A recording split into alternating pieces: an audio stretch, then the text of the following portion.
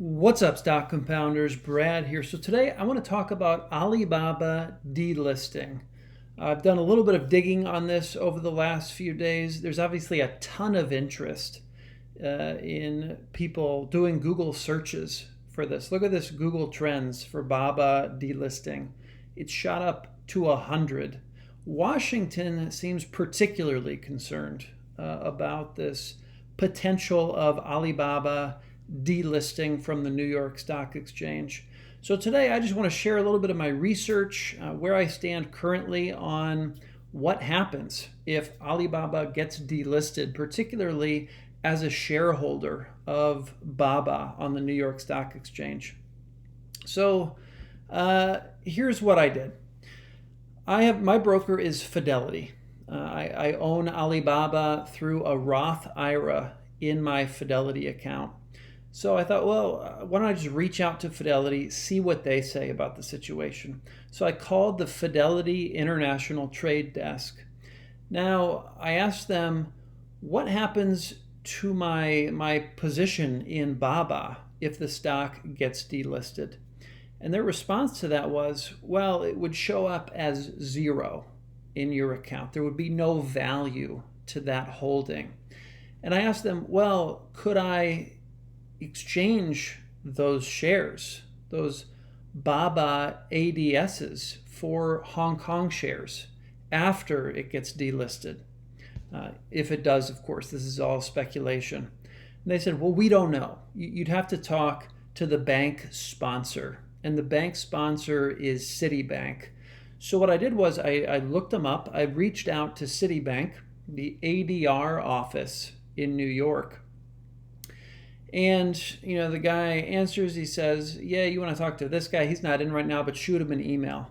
So I did. He got back to me pretty quickly. I think it was within an hour he got back to me. Now, he wouldn't specifically say, yes, after Baba gets delisted, you can still exchange it into Hong Kong shares, which is ticker 9988. But what he did say was, informally, I do not see the conversion status tied to the listing status.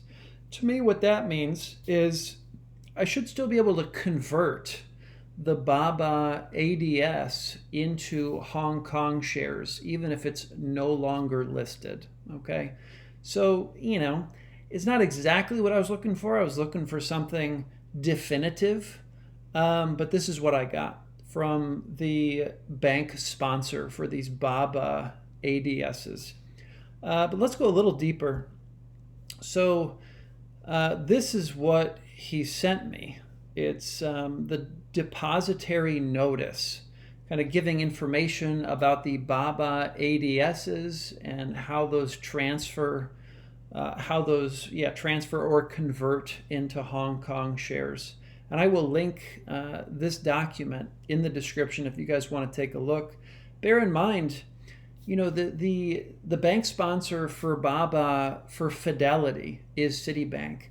I don't know with other brokerages who the bank sponsor is for Alibaba. It may be different. It may be the same. So keep that in mind. Make sure you know, if you're using a broker other than Fidelity, who the bank sponsor is. So ADS, which is American Depository Shares, to share ratio. Each ADS represents 8 ordinary shares of the company. So that's 8 Baba shares, or I should say 1 Baba share represents 8 ordinary Hong Kong shares, which is the ticker 9988. And this whole thing went into place when the Hong Kong shares IPO'd, I believe, back in 2014. So here are the contacts. The New York contact, the people that I reached out to. And then if you're in the UK, there's a London contact as well. So let's get a little deeper. Alibaba Group conversions between the New York Stock Exchange traded ADSs and the Hong Kong listed ordinary shares. Let's see. Alibaba Group Holding Limited's Hong Kong ordinary shares and New York Stock Exchange traded ADSs will be fully fungible and will be able to be freely converted in both directions. Okay, so if you have 8 Hong Kong shares, you can convert those into one BABA ADS and vice versa. This is great, the fully fungible ADSs. So we've got fads, a lot of stuff in the news about NFTs. Now we can be talking about fads here. The conversion process generally be completed electronically within 2 business days. Okay, under normal circumstances. I don't really know what that's referring to. Let's see, what else do I want to point out here? There's something. So there's also fees for this, okay?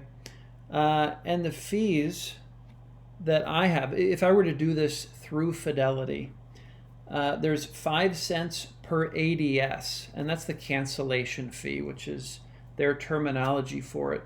If I were to convert between BABA ADS and Hong Kong shares, I would be canceling my American depository shares to go in that direction. So 5 cents per ADS, that's one fee, and then there's a cable fee for $20. So that's irrespective of how many ADSs I'm converting. It's just a one-time, they call it a back office processing fee. So 5 cents per ADS, $20 cable fee. So those are the fees I was able to decipher. And you guys can read through this. I will link to it. There's sort of a frequently asked questions section as well. Here it points out that 5 cents per ADS or $5 per 100 ADSs. And I think that's mainly what I wanted to cover from this document. Like I said, I will link to it. But I thought this was interesting. So I wanted to compare, what is the price of BABA ADS, the New York Stock Exchange traded BABA, and the Hong Kong listed BABA, which is 9988, not BABA, Alibaba. So it wasn't exactly an 8-to-1 ratio between the prices of these two things. Baba's 123.91. The Hong Kong listed is 1582. I think it's like 7.83 in terms of the conversion. So actually, you'd make out better. Let's see if I'm doing this correctly in my head. If you were to transfer from BABA on the New York Stock Exchange over to these Hong Kong shares, you'd make up a little bit because with these being fully fungible, with them being directly transferable, the Hong Kong shares are a little bit more expensive right now. So I thought that was interesting. I also want to point out, so some people talk about how, one of the risks with Alibaba is that it's particularly BABA, which is the New York Stock Exchange traded ticker, is that it's a Cayman Islands company. It's a VIE. It's a variable interest entity, right? It's not direct ownership in the business of Alibaba. But I want to point out it's the same with Hong Kong, okay? And there's a good article about this on Seeking Alpha. So the company's status as a variable interest entity. When you buy stock in BABA, you don't technically own shares in Alibaba Group itself, but in an offshore shell company that has a claim to its profits, okay? If you buy BABA on the New York Stock Exchange, you are buying ADRs that in turn have a claim on the Alibaba VIE. If you buy Alibaba as 9988, which is the Hong Kong listed Alibaba, you own a stake in the VIE directly. And then, of course, convertible 8 shares of 9988 to 1 share of BABA. Either share represents ownership in a VIE, not the company itself. So some people mistakenly think owning Alibaba through the Hong Kong exchange means you're not exposed to that risk through the variable interest entity, not having direct ownership of Alibaba. But that's actually true for either stock. Okay, I think that's important to point out. And then I really enjoyed, so I was reading through the Prosus conference call transcripts recently, and variable interest entities were actually brought up. They were asked about these. And I'm going to read this section here. So just pulled me off to the side a little bit. Will Packer asks, firstly, we're now a year into the Chinese authorities' regulatory overhaul, which has materially impacted Tencent. Okay, this isn't about Baba, it's about Tencent, but Tencent is also a VIE structure. You own that stake via it's actually VIE. This transcript wasn't transcribed perfectly. Is there any update to share on the authorities' perspectives on this ownership vehicle as the environment has shifted? So Bob passed this on to Charles. Charles responded, yeah, well, as you know, there have been a lot of regulatory developments in China over the last 6 months or so. Much of this focused entirely around industry behavior and monopoly-related stuff, data privacy, certain social issues that were coming through within the economy. And those regulations have been having their effects and the business generally adjusting to it. And I think creating a much healthier environment in terms of the internet within China. But more specifically in relation to VIE, there have been no developments actually during this period that has been focused on VIE and VIE structures specifically. As you know, the structures have been around for a very long time, have worked well, continue to work well, and continue to be endorsed by senior members within the regulatory authorities and also within the CRC. So we see very little change, in fact18 in that respect, having any impact on current operations at all. So again, this is the Prosus/Naspers management team talking about the VIE structure that they own Tencent through. So obviously, this management team has 2 decades of experience owning Tencent through a variable interest entity. So I think that, it is worth taking in from Charles there.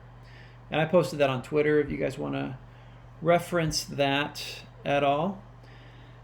Anything else I want to cover here?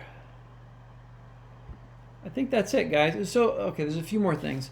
There's a lot of talk about, if Baba gets delisted, it's just going to be offered to U.S. investors through the over-the-counter markets. And I think that's a very strong possibility. My concern here was if I own Baba, if I own the ticker Baba through the New York Stock Exchange and it gets delisted, what's the situation for me? Do I lose my entire holding in Baba? Or, what are my options? And so, this gives me a little bit of comfort. I'd like a little bit more comfort, actually, than an informal statement from the bank sponsor.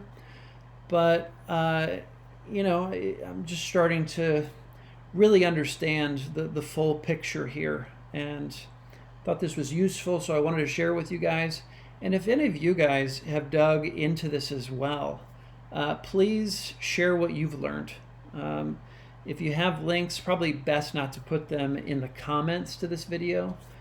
Just shoot me a direct message on Twitter is probably the best way to get me links to different resources on this. But yeah, it does give me some comfort knowing that there's this full fungibility between the Baba ADSs and the Hong Kong shares. So hopefully some of this is useful. And of course, if you have any questions, hit me up in the comments. And with that, thanks for watching. I will see you all in the next video. Take care.